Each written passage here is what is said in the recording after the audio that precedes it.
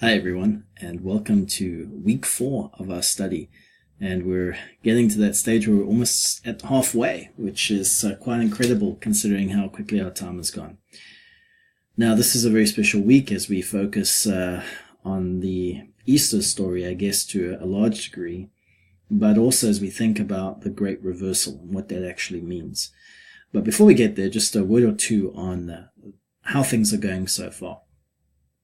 I really appreciate how you've been engaging in the forums. I think that has been a great opportunity for us to get to know each other a little bit outside of formal assignments and such. And I want to encourage you to continue to engage and to ask questions, not only of me, but of each other as well. I think that's one of the critical ways that we learn, especially since we don't actually get to be in the same room at the same time. And sometimes those spontaneous questions we have, we're not always able to get to in an official way. So please feel free to post those questions. And if for some reason they get missed, shoot me an email and I'll do my best to try and engage with you on that.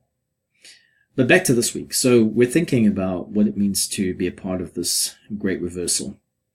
Now, the reason, as you'll see this week, why it's called that is because it really reverses the expectations that people had. Now, if you think about this event in the life of Christ, where the disciples, the followers of Christ, were waiting and they're anticipating that Jesus would do something magnificent. And in their minds, what that meant was he would assume leadership of the kingdom, or that he would bring down the godless Caesar, or that God himself would, make the way clear for them to establish a kingdom on earth. And what we see is that Jesus is crucified and he dies. And that was not what they were anticipating. And that's why they scatter in all different directions.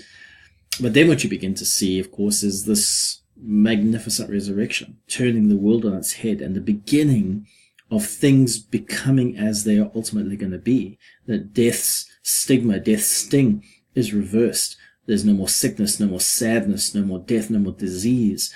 And that is ultimately down to God bringing things back to the way they were meant to be in the very beginning. And so when we think about the Great Reversal, we're talking about the kingdom and the will of God in his kingdom being done on earth as it is in heaven. And so this week we want you to not only contemplate what that looks like for the people in those times, but also what that looks like for you today. What does it mean to be part of this kingdom in our world today? Things, as we know, are pretty messed up. There's a lot of hardship. There's a lot of disease. There's still a lot of war and a lot of really bad things happening around the world. So how are we seeing the kingdom manifested or made real in today's world? And that's what we want to talk about this week, because in small ways, in small slivers and shadows, we are seeing God's kingdom at work in the lives of individuals, in the lives of church communities, and in many other places that we perhaps wouldn't necessarily expect to find God doing something magnificent, and yet he is.